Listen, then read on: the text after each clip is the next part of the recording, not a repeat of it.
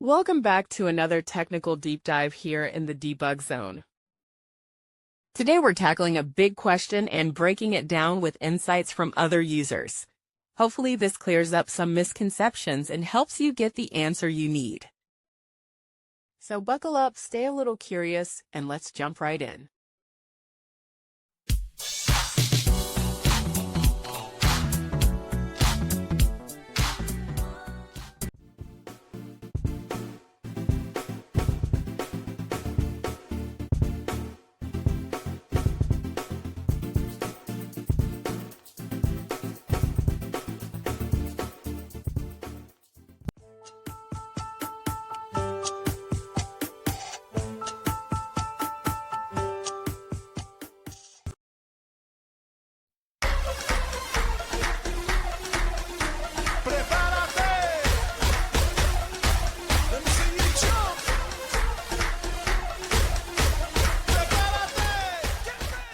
And that's a wrap.